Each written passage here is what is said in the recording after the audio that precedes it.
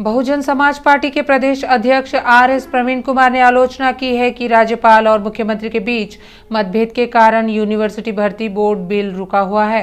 स्वेरो student union के तत्वाधान में डॉक्टर बी.आर. अम्बेडकर भवन में आयोजित बहुजन विद्यार्थी गर्जना सभा में मुख्य अतिथि के रूप में आर.एस. प्रवीण कुमार हुए। प्रवीण कुमार ने राज्य में विश्वविद्यालयों में रिक्त पदों को भरने में सीएम केसीआर की ईमानदारी की कमी पर जमकर निशाना साधा। उन्होंने कहा कि काकतीय विश्वविद्यालय के पीएचडी प्रवेश में अनियमितताओं के खिलाफ शांतिपूर्ण विरोध प्रदर्शन करने वाले छात्र संघों के नेताओं पर पुलिस द्वारा किए गए हमले की वह कड़ी निंदा करते हैं। बीआरएस नेताओं की शय पर विश्वविद्यालय के वीसी, रजिस्ट्रार और सभी ने कथित तौर पर पीएचडी प्रवेश का 75% अपने अनुयायियों को बेच दिया है। कम्युनिस्ट पार्टी के नेताओं ने कहा कि भले ही भारत को आज़ादी मिल गई, लेकिन हैदराबाद शहर निजाम के प्रशासन के अधीन था। लेकिन कम्युनिस्ट पार्टी का इतिहास तब लड़ने का रहा है जब निजाम के रजाकारों और अगाड़ों द्वारा लोगों पर अत्याचार किया जा रहा था। तेलंगाना सशस्त्र संघर्ष सप्ताह समारोह के अवसर पर शाहपुर नगर में सीपीआई और सीपीएम के तत्वाधान में एक रैली और बैठक आयोजित की गई। सीपीआई और सीपीएम नेताओं ने सवाल किया है कि निजाम के खिलाफ लड़ने वालों को 1951 तक जेल में क्यों रखा गया और मौत की सजा दी गई। उन्होंने कहा कि तेलंगाना में बीसी, एससी और एसटी लोगों को कम्युनिस्ट संघर्ष के कारण ही जमीन मिली, लेकिन किसी भी सरकार ने इतनी जमीन नहीं बांटी जितनी कम्युनिस्टों ने बांटी। भाजपा और बीआरएस दोनों एक हैं और वे वादों के नाम पर लोगों को झूठे और अधूरे वादे दे रहे हैं। बेगमपेट एसीपी रामलिंग राजू ने सुझाव दिया कि नगरवासियों को अपने घरों में कम से कम 2 सीसीटीवी लगाने चाहिए। उन्होंने कहा कि मैत्रीपूर्ण पुलिसिंग केवल कानून का पालन करने वाले नागरिकों के लिए है और अपराधियों और अवैध लोगों के खिलाफ सख्त कार्रवाई की जाएगी। हमारे प्रतिनिधि Sai face to face Begumpet ACP Ramalinga Raju का कहना है कि बिना नंबर प्लेट वाले वाहनों के मालिकों के खिलाफ आपराधिक मामले दर्ज किए जाएंगे। गच्चीबौली पीएस में नानक रामगुड़ा में विप्रो सर्कल में टीडीपी समर्थकों द्वारा एक आंदोलन किया गया। चंद्रबाबू नायडू की गिरफ्तारी के विरोध में टीडीपी के कार्यकर्ताओं ने सड़क पर बड़े पैमाने पर विरोध प्रदर्शन किया। हैदराबाद में टीडीपी समर्थकों और आईटी कर्मचारियों ने टीडीपी नेता और पूर्व सीएम चंद्रबाबू की गिरफ्तारी का विरोध किया। आईटी कर्मचारियों ने बुधवार को हैदराबाद में विप्रो सर्कल में जबरदस्त विरोध प्रदर्शन किया। उन्होंने तख्तियां दिखाते हुए कहा, मैं सीबीएस के साथ हूं और चंद्रबाबू के समर्थन में नारे लगाए। पुलिस बड़ी संख्या में पहुंची और आईटी कर्मचारियों को यह कहते हुए तितर बितर कर दिया कि विरोध प्रदर्शन की अनुमति नहीं है।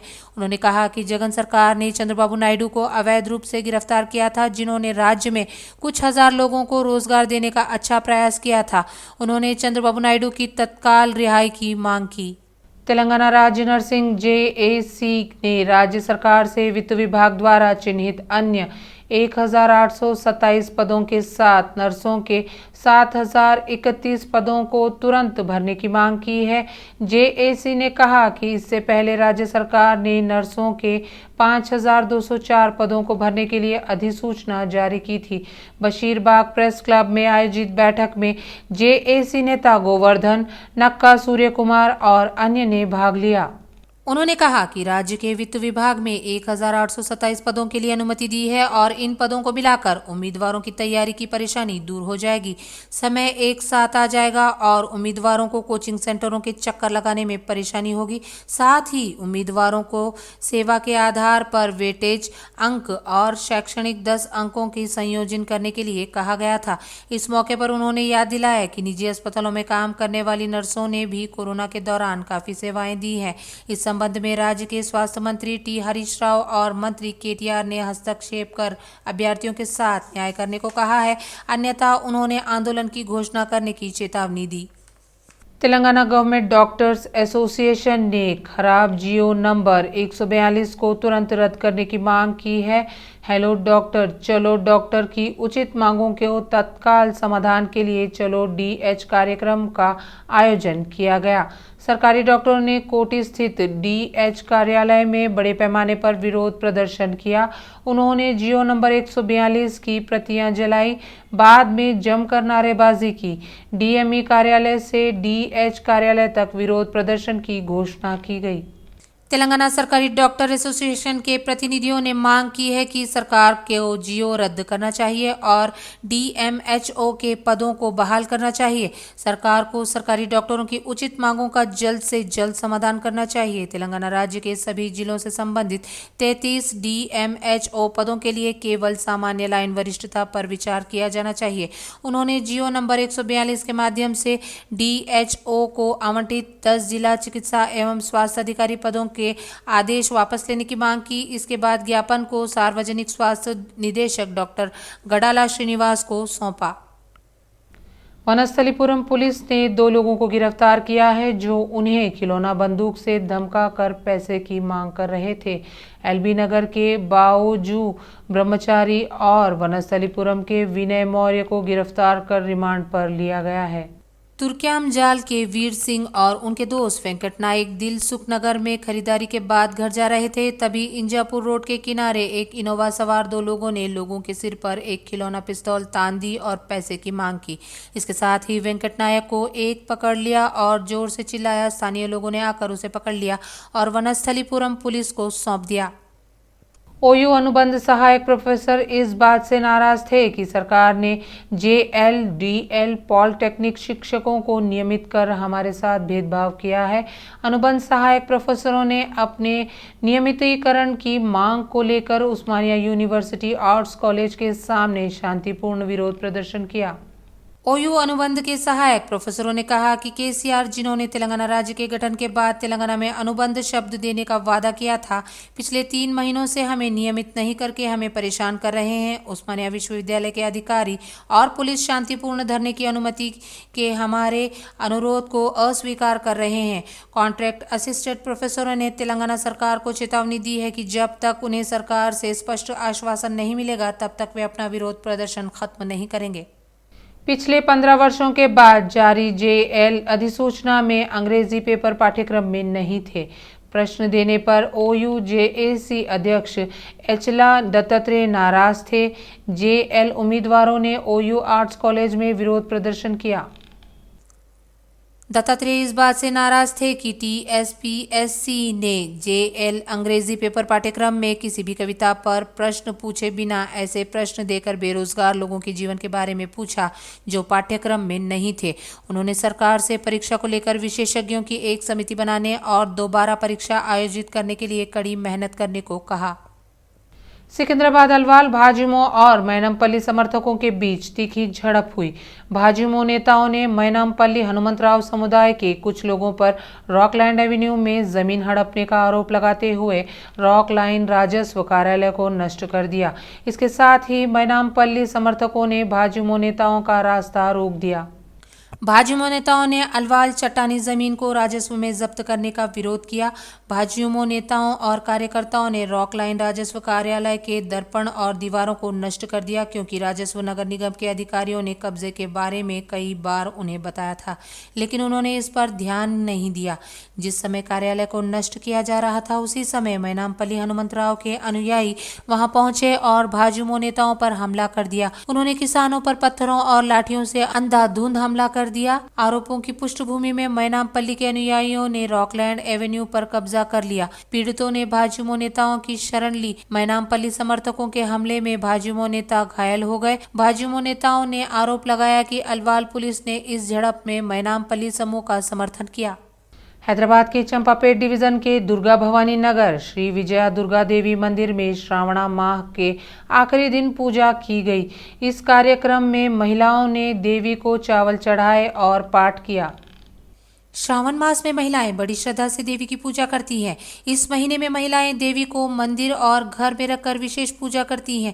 इसके तहत दुर्गा भवानी नगर स्थित श्री विजया दुर्गा देवी मंदिर में महिलाओं ने देवी की विशेष पूजा की। परंपरा के अनुसार पीली साड़ी पहने 108 महिलाओं के साथ अम्मा के लिए वड़ी चावल कार्यक्रम का आयोजन किया गया।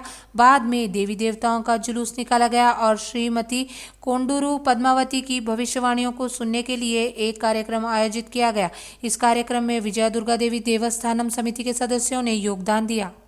शहर की डिप्टी मेयर मोते श्री ललिता शोभन रेड्डी ने कहा कि केसीआर के नेतृत्व वाली सरकार विशेष राज्य तेलंगाना में सभी समुदायों के स्वास्थ्य का ख्याल रखने के लिए काम कर रही है। राष्ट्रपति द्रौपदी मुर्मू ने वर्चुअल मोड के माध्यम से केंद्र सरकार के तत्वावधान में आयुष्मान भव कार्यक्रम का शुभारंभ किया। वह तारनाका डिवीजन के लालापेटा में यूपीएचसी में आयोजित एक कार्यक्रम में उद्घाटन की गवाह बनी। श्री लता शोभन रेड्डी ने कहा कि Ayushman Bharat health day and wellness centre के में साप्ताहिक स्वास्थ्य मेला आयोजित किया जाएगा। इस मेले में निशुल्क दवाएं और निदान सेवाएं राज्य सहित बाह्य रोगी सेवाएं पर प्रदान की जाएंगी। उन्होंने कहा कि टेली परामर्श के साथ साथ गैर संचारी रोगों की भी जांच उपलब्ध होगी। उन्होंने कहा कि राज्य सरकार डायलिसिस और अंग प्रत्यारोपण जैसे महंगे इलाज भी सरकारी अस्पतालों में मुफ्त उपलब्ध करा रही है। उन्होंने कहा कि शहर के सभी हिस्सों में अत्याधुनिक सुविधाओं से युक्त सुपर स्पेशलिटी अस्पताल बनाए जा रहे हैं। उन्होंने कहा कि शहर के सभी क्षेत्रों के लोगों को चिकित्सा सुविधा का उपयोग करने के लिए बस्ती दवाखाना भी खोला गया और सभी प्रकार के नैदानिक परीक्षण भी किए जा रहे हैं। बीजेपी के राष्ट्रीय महासचिव बंडी संजय ने वरिष्ठ बीजेपी नेताओं और जीएचएमसी के पूर्व डिप्टी मेयर सुभाष चंद्र जी से मुलाकात की। हाल ही में सुभाष चंद्र मातृमूर्ति गोलीकर गंगम्मा की मृत्यु के मद्देनजर संजय ने चंदर से मुलाकात की। बंडी संजय ने सैदाबाद के पूसाल बस्ती में वरिष्ठ भाजपा नेता और जीएचएमसी के पूर्व डिप्टी मेयर सुभाष चंद्रा जी के आवास पर जाकर उनके परिवार के सदस्यों से मुलाकात की। हाल ही में सुभाष चंद्र मातृमूर्ति गौलीकर ने गंगम्मा के चित्र पर फूल चढ़ाकर उन्हें श्रद्धांजलि दी। बाद में संजय ने सुभाष चंद्र के परिजनों को ढांढस बंधाया। डीसीपी शबरीश ने बताया कि मेडचल जिले में पुलिस ने एक पुराने अपराधी को गिरफ्तार किया है।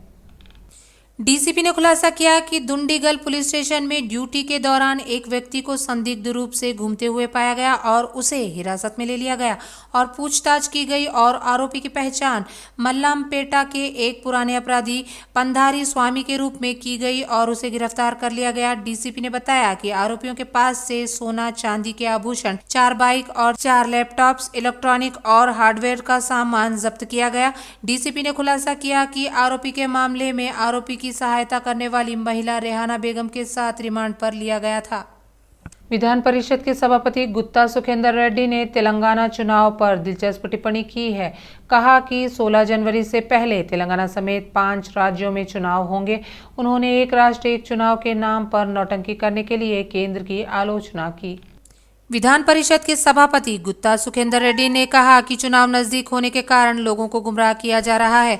उन्होंने विश्वास जताया कि जब भी चुनाव होंगे तीसरी बार केसीआर की सरकार बनेगी। वाईएस शर्मिला ने जैसे संघवादियों ने राज्य में घुसपैठ कर ली है, तेलंगाना के सभी विरोध एकजुट हो रहे हैं। गुत्ता सुखेंदर रेड्डी ने कहा कि कांग्रेस ने नेता जाना कोमटी रेड्डी और उत्तम ने एक ही रास्ता चुना है।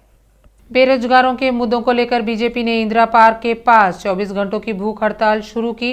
बीजेपी तेलंगाना प्रदेश अध्यक्ष किशन रेड्डी ने कहा कि केसीआर सरकार ने 9 साल में भी नौकरियां नहीं भरी हैं।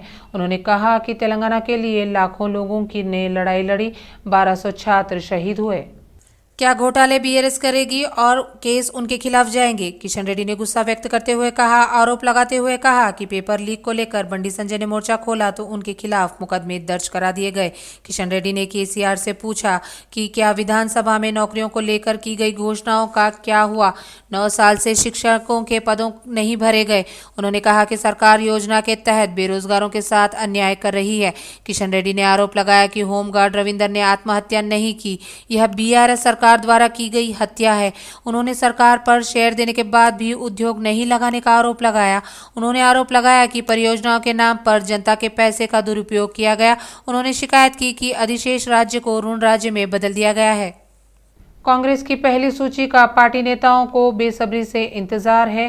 कई लोगों का मानना है कि पहली सूची में सभी वरिष्ठ नेताओं का नाम पर मोहर लग जाएगी। उनकी मांग है कि बिना देर किए जल्द ही उम्मीदवारों की सूची जारी की जाए। इस पृष्ठभूमि में यह ज्ञात है कि एआईसीसी इस महीने की 22 तारीख को उम्मीदवारों की पहली सूची घोषित करने की तैयारी कर रही है। यह ज्ञात है कि पार्टी नेता इस महीने की 20 तारीख को दिल्ली में स्क्रीनिंग कमेटी की बैठक में आयोजित करने और एआईसीसी को सूची देने की योजना बना रहे हैं, क्योंकि कई नेता इस बात पर दबाव डाल रहे हैं कि उम्मीदवारों की घोषणा में पहले ही देरी हो चुकी है। हालांकि स्क्रीनिंग कमेटी की बैठक इस महीने की 19 तारीख को होनी थी, लेकिन पता चला है कि सीडब्ल्यूसी की बैठकें और संसद की बैठकों को ध्यान में रखते हुए बैठकों को एक दिन देर से आयोजित करने का फैसला किया गया है। दूसरी ओर एक साथ आधे उम्मीदवारों की घोषणा करने की मांग के बावजूद यह पता चला है कि एआईसीसी ने केवल 40 नामों की घोषणा करने का फैसला किया है।